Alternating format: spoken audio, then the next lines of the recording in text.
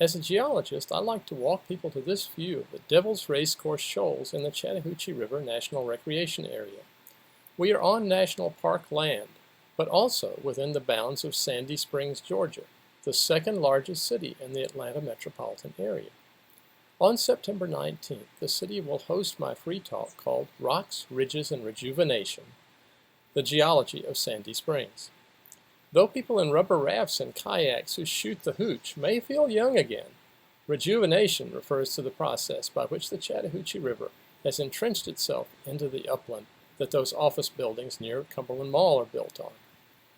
The ridge we climb to get this view, called the Chattahoochee Palisades, is here because of a trend of rocks called quartzite.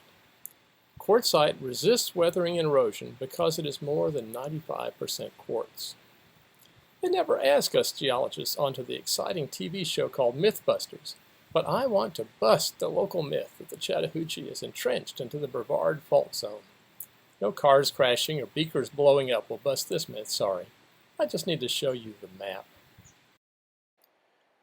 You can see the fault's 275-mile-long furrow in the landscape on any relief map, such as this one published in Roadside Geology of Georgia. The name comes from Brevard, North Carolina, of Summer Music Festival fame. I put down a pink band to show you where to look. Then take it away so you can see that furrow. The East Palisades overlook where we started is here. Pretty close, huh? So you might hear that the river flows in the straight trench the fault made, and the streams dropping in to join it make the rocky rapids and pretty gorges in the national park. Here is the Chattahoochee River. Sorry, but it flows in a crooked trench of its own making. The myth that the river is confined in the trench of the Brevard zone is busted.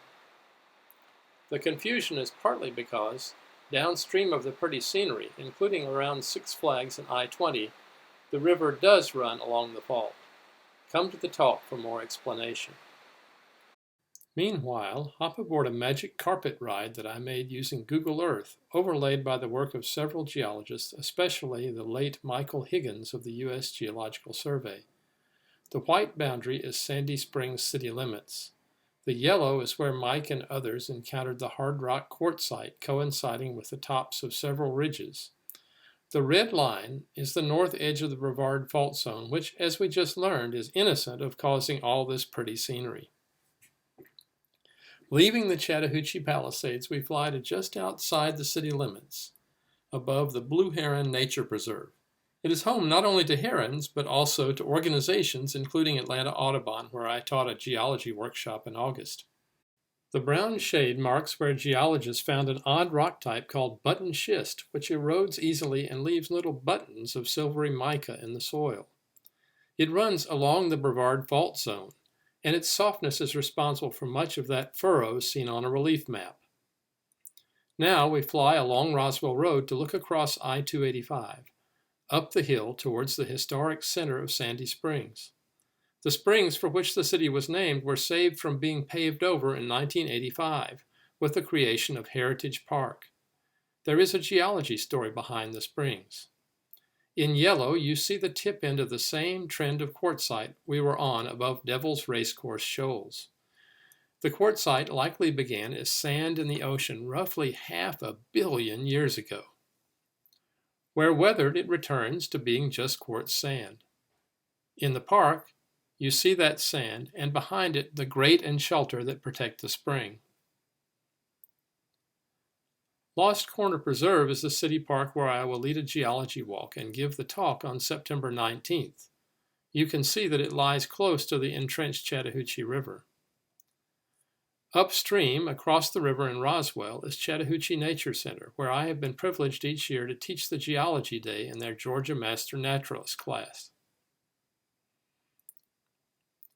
Our last stop is at the National Park headquarters at Island Ford. These bends in the Chattahoochee remind me of the lazy meanders that rivers like the Mississippi make on a smooth landscape. In the talk, I will explain how rejuvenation entrenched the meander pattern. Now we fly back to where we started.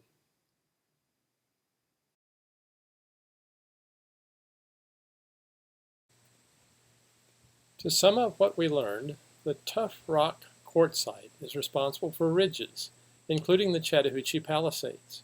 Rejuvenation has allowed the Chattahoochee River to entrench itself in the landscape, and the Brevard fault zone is not responsible. But why is quartzite out of the ordinary in Georgia? And what other Georgia scenery has it made?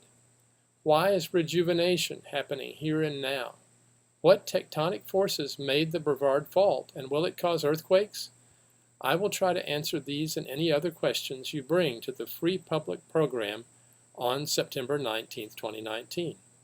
To learn about all my programs and sign up for the e-newsletter, visit the events page at georgiarocks.us.